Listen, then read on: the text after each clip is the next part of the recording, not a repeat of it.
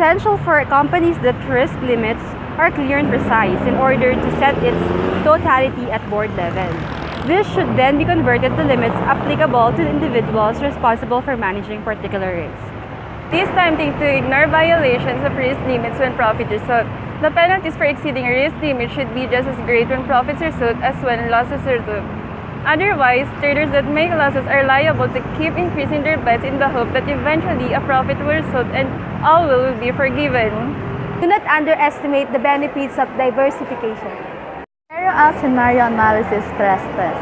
The calculation of risk measurements such as VAR should always be accompanied by scenario analysis and stress testing to obtain an understanding of what can go wrong.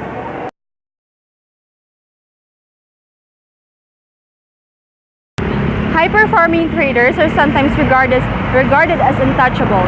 It is important to study the risk management and financial institutions, particularly to those who are making high profits.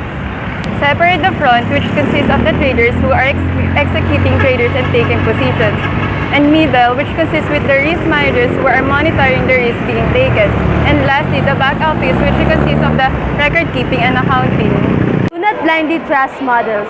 Large profits are reported when relatively simple trading strategies are followed. There is a good chance that the models are wrong. Similarly, if a financial institution appears to be particularly competitive on its scopes for a particular type of deal, there is a good chance that it is using different model for another market participant. Getting too much business of a certain type can be just as worrisome as getting too little business of that type. Be specific and exact in recognizing where the profits of the company begin. It is much better to recognize the inception profits slowly so that traders are motivated to investigate the impact of several different models and several different sets of assumptions before committing themselves to a deal.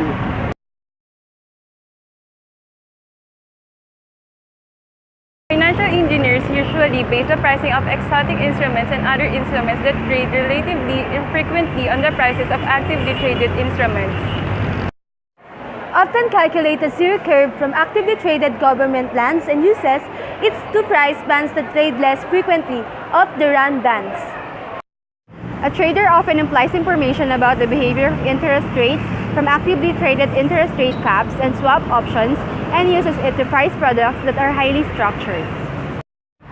These practices are not unreasonable. However, it is dangerous to assume that less actively traded instruments can always be traded at close to their theoretical prices.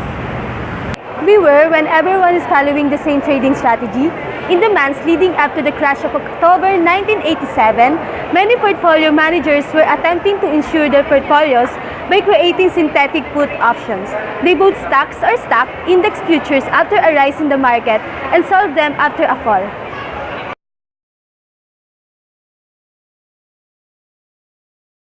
Sure, you fully understand the trades you are doing.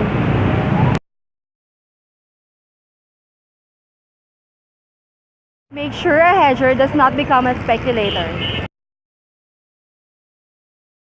Be cautious about making the Treasury Department a profit center.